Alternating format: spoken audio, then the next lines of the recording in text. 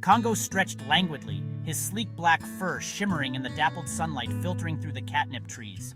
Birdsong filled the air, a symphony for a peaceful morning. Catlandia was a haven, a utopia built by humans specifically for feline enjoyment. Here, cats ruled supreme, their days filled with napping, grooming, and the occasional chase after a laser pointer. Kongo, however, was no ordinary cat. His emerald green eyes held a spark of adventure, a yearning for something more than the pampered life of Catlandia. He often found himself gazing at the distant horizon, wondering what lay beyond the shimmering blue expanse that marked the edge of their world. Little did he know, his world was about to change forever. Kongo narrowed his eyes, his tail twitching with a mixture of curiosity and apprehension. "Who are you?" he asked, his voice a low growl. "And what do you want with me?" The wizard smiled, his eyes twinkling. "My name is Eldrick," he replied, "and I come to you with a quest of vital importance not only to your kind, but to all creatures." Eldrick went on to explain the precarious balance of power in the world. He spoke of an ancient artifact, the Trident of Catlantis, a powerful relic that could shift the very fabric of existence. This trident, he revealed, was the key to restoring the cat species to its rightful place at the top of the food chain. The journey, however, would be fraught with danger. Eldrick spoke of treacherous seas, cunning enemies, and a perilous journey through the frozen wastelands of Middle Penguin. Kongo would need all his courage, strength, and cunning to succeed. Kongo listened intently, his heart pounding with a mixture of excitement and trepidation. The prophecy of the trident had been passed down through generations of cats, but few dared to believe it was anything more than a legend. The thought of embarking on such a perilous quest, of potentially restoring his kind to their former glory, filled him with a sense of purpose he had never known before. "Why me?"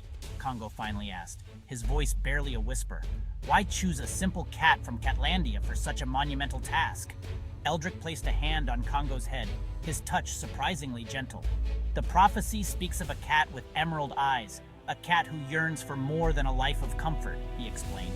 "A cat who possesses the courage to face the unknown and the strength to overcome any obstacle." Kongo knew in his heart that this was his destiny. He would embark on this quest no matter the cost. He would find the Trident of Catlantis and restore his kind to their rightful place in the world.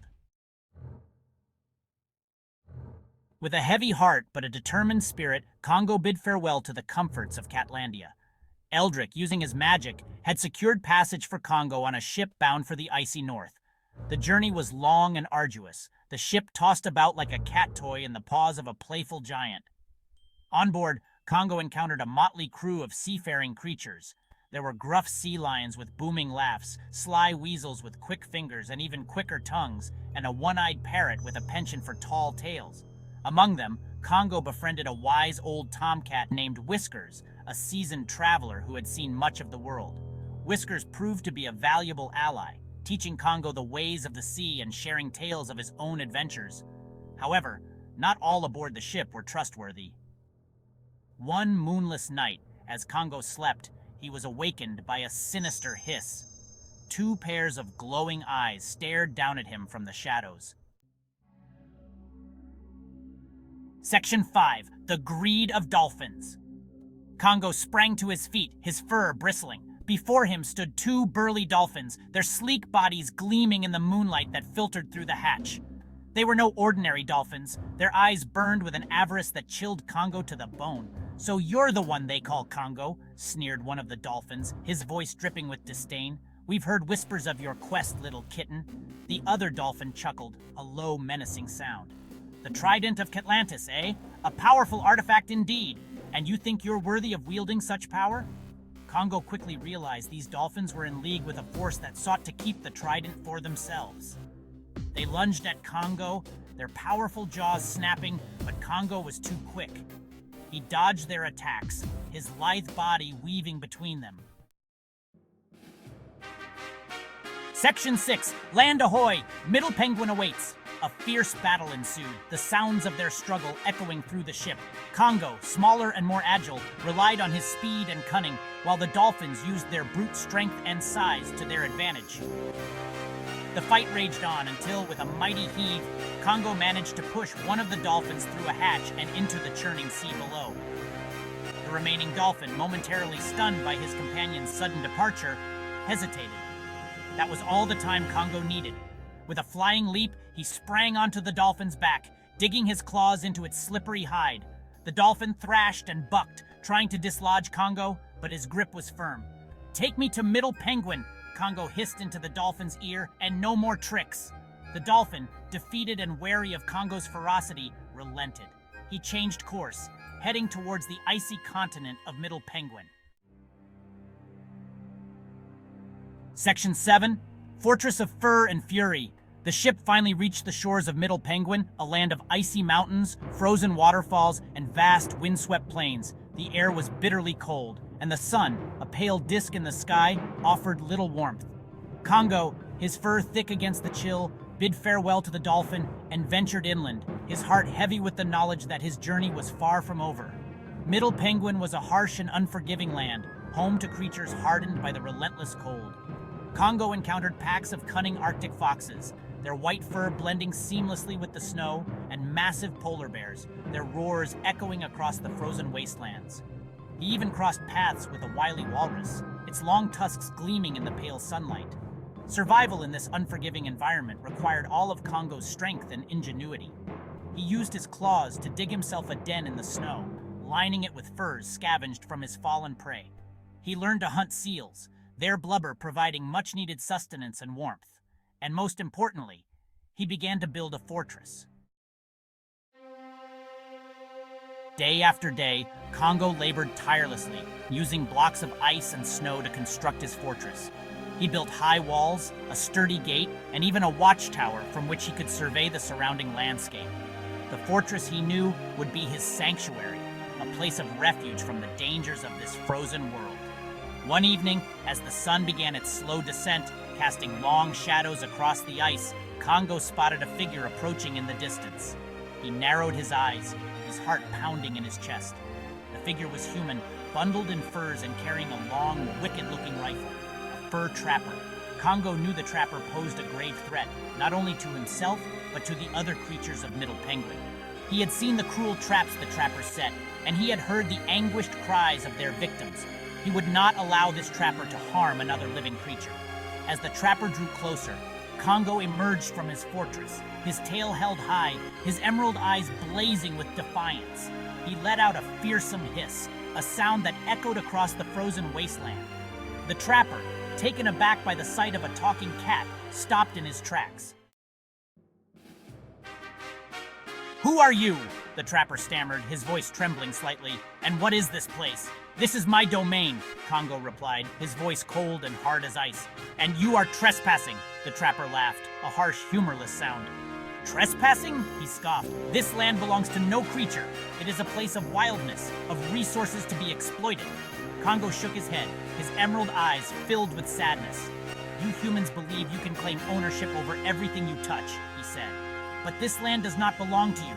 It belongs to all creatures, and it is our duty to protect it." The trapper scoffed, raising his rifle. Just as he was about to fire, a deep, rumbling growl shook the ground. The trapper spun around to see a massive polar bear lumbering towards him, its eyes blazing with fury. Behind the bear stood a pack of Arctic foxes, their white fur bristling, and a wily walrus, its long tusks bared. The trapper, outnumbered and outmatched, lowered his rifle. He had never seen such unity among these creatures before, and he realized that he was facing something truly extraordinary. Kongo, sensing the trapper's fear, stepped forward. "We do not seek conflict," he said, his voice calmer now, "but we will defend this land with our lives. You have a choice to make, human. You can choose to continue on your path of destruction, or you can choose to join us in protecting this precious world." The trapper looked from Kongo to the assembled animals, his eyes wide with wonder. For the first time in his life, he saw the world through their eyes, and he felt a pang of shame for the role he had played in its destruction. "I choose to help," the trapper whispered, his voice filled with newfound respect. And so, an unlikely alliance was formed. The trapper, guided by Kongo and the wisdom of the ancient animals, learned to live in harmony with the land. He abandoned his cruel traps and instead used his skills to help protect the creatures of Middle Penguin. With the trapper's help, Kongo continued his journey. He braved treacherous ice floes, navigated labyrinthine ice caves, and even faced down a monstrous kraken, its tentacles as thick as tree trunks. Finally, after what felt like an eternity, he reached his destination, Catlantis. Catlantis was unlike anything Kongo had ever seen. It was a shimmering underwater city, bathed in an ethereal green light. Strange and wonderful creatures swam through its streets, their scales shimmering with 1,000 colors, and at its heart, in a temple guarded by giant seahorses, lay the trident of Catlantis. Kongo, his heart pounding with anticipation, reached out and grasped the trident's shaft. A surge of power coursed through him, filling him with a sense of awe and wonder. He had found it. He had succeeded in his quest. But as he stood there, bathed in the trident's light, Kongo realized something profound. The true power of the trident lay not in domination, but in understanding. It was not about placing one species above another, but about fostering harmony and balance between all creatures. Kongo returned to the surface, his heart filled with a newfound wisdom. He left the trident of Catlantis in Catlantis, a symbol of the interconnectedness of all living things. He had learned that true power lay not in brute force, but in compassion, understanding, and cooperation. He returned to Catlandia a hero, but more importantly, he returned with a message of hope, a message that resonated not only with his fellow felines, but with all creatures. He shared his adventures, his encounters, and the wisdom he had gained. He spoke of the importance of balance, of respecting all creatures, and of the power of working together to create a better world. And so, the legend of Kongo, the cat who traveled to the ends of the earth and back, was passed down through generations. A tale of adventure, of courage, and most importantly, of the enduring power of understanding and compassion.